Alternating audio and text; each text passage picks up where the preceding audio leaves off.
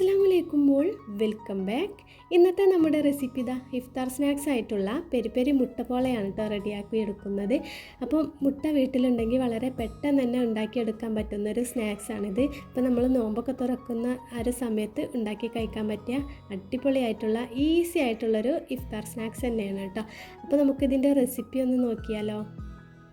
അപ്പോൾ അതിനായിട്ട് ആദ്യം തന്നെ 3 മുട്ട നന്നായിട്ടൊന്ന് ബോയിലിംഗ് ചെയ്തെടുത്തിട്ടുണ്ട് കേട്ടോ. അപ്പോൾ അതിൻ്റെ തൊലിയൊക്കെ കളഞ്ഞ് കഴുകി വൃത്തിയാക്കി എടുത്തിട്ടുണ്ട്. ഇനിയിപ്പോൾ ഇതുപോലെ ഇത് ചെറിയ പീസാക്കിയിട്ടൊന്ന് കട്ട് ചെയ്തെടുക്കാം. നന്നായിട്ട് ചെറിയ പീസാക്കേണ്ട, അത്യാവശ്യം കടിക്കാൻ പാകത്തിനുള്ള വലുപ്പത്തിലൊന്ന് കട്ട് ചെയ്തെടുത്തിട്ടുണ്ട് കേട്ടോ. ഇനി ഇതിവിടെ മാറ്റി വെക്കാം.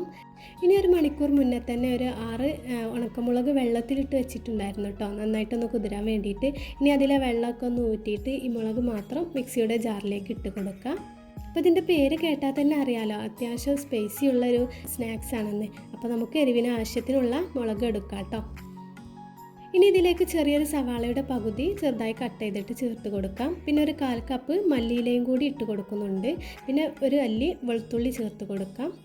പിന്നെ ഒരു 1/4 ടീസ്പൂൺ കുരുമുളക് പൊടിയും 1/2 ടീസ്പൂൺ കാശ്മീരി മുളക് പൊടിയും ഒരു 1/4 ടീസ്പൂൺ ചെറിയ ജീരകവും 1/4 ടീസ്പൂൺ മഞ്ഞൾപ്പൊടിയും പിന്നെ ഒറിഗാനോ ലീവ്സാണ് കേട്ടോ.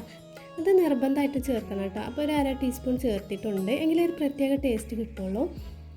പിന്നെ ഒരു ലെമൺ ജ്യൂസ് മുഴുവനായിട്ട് വെച്ച് കൊടുക്കുക. പിന്നെ ഇതിലേക്ക് ആവശ്യത്തിനുള്ള ഉപ്പും ഒരു 3 ടേബിൾ സ്പൂൺ സൺഫ്ലവർ ഓയിലും കൂടി ഇതിലേക്ക് ചേർത്തിട്ട് നല്ലതുപോലെ പേസ്റ്റ് പോലെ അരച്ചെടുക്കാം. അപ്പോൾ ഇതുപോലെയാണ് കേട്ടോ അരച്ചെടുക്കേണ്ടത്, വെള്ളമൊന്നും ചേർക്കേണ്ട ആവശ്യമില്ല. ഇനിയിപ്പോൾ ഒരു പാനിലേക്ക് കുറച്ച് ഓയിൽ ഒഴിച്ച് കൊടുത്തിട്ടുണ്ട്. അതിലേക്ക് ഒരു വലിയൊരു സവാള ചെറുതായിട്ട് കട്ട് ചെയ്തിട്ട് ചേർത്ത് കൊടുക്കാം.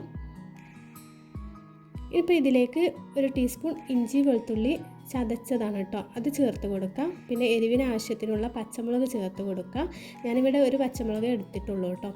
പിന്നെ ഒരു തണ്ട് കറിവേപ്പില കട്ട് ചെയ്തതും പിന്നെ ഒരു 1/4 കപ്പ് ക്യാപ്സിക്കം കട്ട് ചെയ്തതും കൂടി ചേർത്ത് കൊടുക്കുക. ഇതിലേക്ക് എല്ലാ ആവശ്യത്തിനുള്ള ഉപ്പ് കൂടി ചേർത്തിട്ട് എല്ലാം കൂടിയിട്ടൊന്ന് വഴറ്റിയെടുക്കുക കേട്ടോ.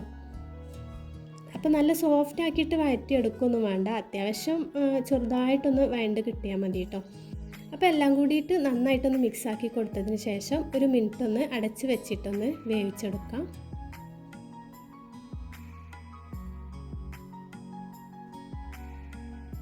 അപ്പോൾ ഇത്രയേ ഉള്ളൂ. ഇനി ഇതിലേക്ക് നമ്മൾ നേരത്തെ അരച്ച് വെച്ചിട്ടുള്ള ആ മസാല ചേർത്ത് കൊടുക്കുക കേട്ടോ. എന്നിട്ട് നല്ലതുപോലെ ഒന്നുകൂടി ഒന്ന് മിക്സാക്കി കൊടുക്കുക. അപ്പോൾ ഈ ഒരു മസാലയുടെയൊക്കെ പച്ചമണം മാറുന്നത് വരെ ഇതൊന്ന് ചൂടാക്കി എടുക്കാം.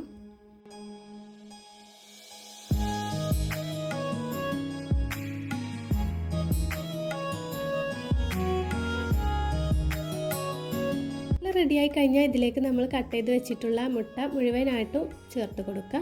എന്നിട്ട് ചെറുതായിട്ട് മിക്സാക്കി കൊടുക്കുക കേട്ടോ. ഈ മുട്ടയൊക്കെ ഉടയാത്ത രീതിയിൽ എല്ലാ മസാലയും മുട്ടയിലാവുന്ന രീതിക്കൊന്ന് മിക്സാക്കി കൊടുക്കാം. ഇനി ലാസ്റ്റായിട്ട് ഇതിലേക്ക് കുറച്ച് മല്ലിയിലയും കൂടി ചേർത്ത് കൊടുക്കുക കേട്ടോ. അപ്പോൾ അത്രയേ ഉള്ളൂ കേട്ടോ, അതിലേക്കുള്ള ഫില്ലിങ് ഇവിടെ റെഡി ആയിട്ടുണ്ട്. ഇനി ഫ്ലെയിം ഓഫാക്കി കൊടുത്തിട്ട് ഇതിവിടെ മാറ്റി വെക്കാം. അപ്പോൾ സിമ്പിളായിട്ട് തന്നെ നമുക്കിതിലേക്കുള്ള ഫില്ലിങ് റെഡിയാക്കി എടുക്കാവുന്നതുള്ളൂ കേട്ടോ. ഇനിയിപ്പോൾ ഇതിലേക്കുള്ളൊരു ബാറ്ററി റെഡിയാക്കി എടുക്കണം. അതിനായിട്ടൊരു മിക്സിയുടെ ജാറിലേക്ക് 1.5 കപ്പ് പാലൊഴിച്ച് കൊടുക്കുക. ഇതിലേക്ക് ഇനി 1 കപ്പ് മൈദാമാവും കൂടി ഇട്ട് കൊടുക്കുക കേട്ടോ. അപ്പോൾ മൈദാമാവിന് പല രീതിയിലും ഉണ്ടാവും, അപ്പോൾ അതിനനുസരിച്ചൊക്കെ നമുക്ക് പാലും മൈദ ഒക്കെ എടുക്കാവുന്നതാണ് കേട്ടോ. ഇനിയിപ്പോൾ 2 മുട്ടയാണ് ഇതിലേക്ക് ചേർത്ത് കൊടുക്കുന്നത്. പിന്നെ ഒരു 1/4 ടീസ്പൂൺ കുരുമുളക് പൊടിയും ആവശ്യത്തിനുള്ള ഉപ്പ് കൂടി ചേർത്തിട്ട് നല്ലതുപോലെ ഇതൊന്ന് അടിച്ചെടുത്തിട്ട് വരാം. അപ്പോൾ നന്നായിട്ട് തന്നെ അടിച്ചെടുത്തിട്ടുണ്ട്. ഇതുപോലത്തെ ഈ ഒരു പരുവത്തിലാണ് കേട്ടോ ബാറ്റർ റെഡിയാക്കി എടുക്കേണ്ടത്. ഇതിൽ ലൂസാവാൻ പാടില്ല കേട്ടോ. അപ്പം എടുക്കുമ്പോൾ പാലും മൈദയൊക്കെ എടുക്കുമ്പോൾ അതിനനുസരിച്ച് എടുക്കാം. ഇനിയിപ്പോൾ ഈ ഒരു പോള റെഡിയാക്കുന്നത് ഇതുപോലത്തെ ഒരു പാനിലാണ് കേട്ടോ. അപ്പോൾ കുറച്ച് നെയ്യ് എല്ലാ ഭാഗത്തും ആക്കി കൊടുത്തിട്ടുണ്ട്. ഇനി അടി കട്ടിയുള്ള ഒരു പാന് അടുപ്പത്ത് വെച്ചിട്ട് നന്നായിട്ട് ചൂടാക്കുക. അതിൻ്റെ മുകളിലായിട്ടാണ് കേട്ടോ ഞാൻ ഈ ഒരു പാൻ വെച്ച് കൊടുത്തിട്ടുള്ളത്. നമ്മൾ അടിച്ച് വെച്ചിട്ടുള്ള ആ ബാറ്ററിൽ നിന്നും പകുതി ആദ്യം ഒഴിച്ച് കൊടുക്കുക കേട്ടോ. എന്നിട്ട് അടച്ച് വെച്ചിട്ട് ഒരു മിനിറ്റ് വരെ ഇതൊന്ന് കുക്കാക്കി എടുക്കാം. ഹോൾസുള്ള അടപ്പാണെങ്കിൽ ഇതുപോലെ ഹോൾസൊക്കെ ഒന്ന് അടച്ച് കൊടുക്കണം കേട്ടോ. ഇനിയിപ്പോൾ ഒരു മിനിറ്റിന് ശേഷം അടപ്പ് തുറന്നിട്ട് നമ്മൾ നേരത്തെ റെഡിയാക്കി വെച്ചിട്ടുണ്ടായിരുന്ന ആ ഒരു പെരി പെരി മസാലയുണ്ടല്ലോ, അത് മുഴുവനായിട്ടും ഇതിൻ്റെ മുകളിലായിട്ട് വെച്ച് കൊടുക്കുക. ഇതുപോലെ പരത്തിയിട്ട് വേണം കേട്ടോ വെച്ച് കൊടുക്കാനായിട്ട്. അപ്പോൾ ഈ ഒരു പാനിൻ്റെ സൈഡ് വശത്താവാത്ത രീതിക്ക് വേണം വെക്കാനായിട്ട് കേട്ടോ. നമ്മൾ ബാറ്റർ ഒഴിക്കുമ്പോൾ ഇതിൻ്റെ സൈഡിലൂടെയൊക്കെ ഒന്ന് ഒഴിച്ച് കൊടുക്കാനാണ്. എങ്കിലേ ആ ഫില്ലിങ് കൃത്യമായിട്ട് ഇതിൻ്റെ ഉൾഭാഗത്ത് നിൽക്കുള്ളൂ കേട്ടോ, അല്ലെങ്കിൽ പുറത്തേക്ക് ഫില്ലിങ്ങൊക്കെ കാണും. ഇനി അങ്ങനെ എല്ലാം വെച്ച് കൊടുത്തിട്ട് ഇതാ ബാക്കിയുള്ള ബാറ്റർ മുഴുവനായിട്ടും ആദ്യം ഇതിൻ്റെ സൈഡിലാണിട്ട് ഒഴിച്ച് കൊടുക്കുക. പിന്നെ ബാക്കിയുള്ളത് ഇതിൻ്റെ മുകളിലായിട്ട് അങ്ങനെ ഒഴിച്ച് കൊടുക്കുക കേട്ടോ. അപ്പോൾ ഇതുപോലെയാണ് ബാറ്റർ മുഴുവനായിട്ട് ഒഴിച്ച് കൊടുക്കേണ്ടത്. ഇനി നല്ലൊരു ഭംഗിക്ക് വേണ്ടിയിട്ട് കുറച്ച് മല്ലിയില ഇതുപോലെ വെച്ച് കൊടുക്കുക. പിന്നെ കുറച്ച് ചില്ലി ഫ്ലേക്സ് കൂടി മുകളിലായിട്ട് ഇട്ട് കൊടുക്കുന്നുണ്ട് കേട്ടോ. ഇതൊക്കെ ഓപ്ഷനിലാണ്, നിങ്ങൾക്ക് വേണമെങ്കിൽ ചെയ്താൽ മതി. ഇനി അടച്ച് വെച്ചിട്ട് ഇതാ ഒരു 15-20 മിനിറ്റോളം ഇതൊന്ന് ബേക്ക് ചെയ്തെടുക്കാം. എനിക്ക് ഏകദേശം ഒരു 20 മിനിറ്റാണ് കേട്ടോ ഇത് ശരിക്കൊന്ന് വെന്ത് കിട്ടാനായിട്ടുണ്ടായിരുന്നത്. അപ്പോൾ അതാ 20 മിനിറ്റിന് ശേഷം ഞാനിത് അടുപ്പൊക്കെ തുറന്ന് നോക്കി.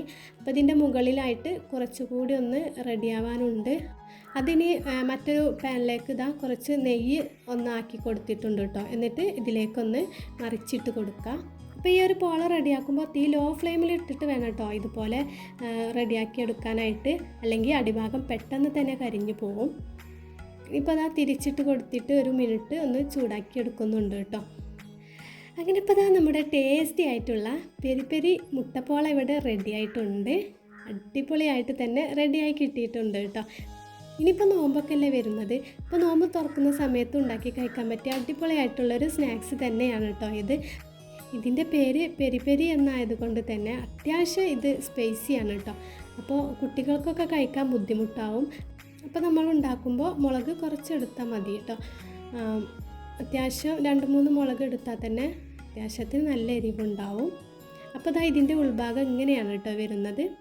അപ്പോൾ എല്ലാവരും ഇതുപോലെ ഒന്ന് ഉണ്ടാക്കി നോക്കണം കേട്ടോ. വീഡിയോ ഇഷ്ടപ്പെട്ടാൽ ലൈക്ക് ചെയ്യാനും ഷെയർ ചെയ്യാനും കമൻറ്റ് ചെയ്യാനും മറക്കരുത് കേട്ടോ. അപ്പോൾ അടുത്ത മറ്റൊരു വീഡിയോയുമായി വീണ്ടും കാണുന്നത് വരേക്കും എല്ലാ കൂട്ടുകാർക്കും അസ്സലാമു അലൈക്കും.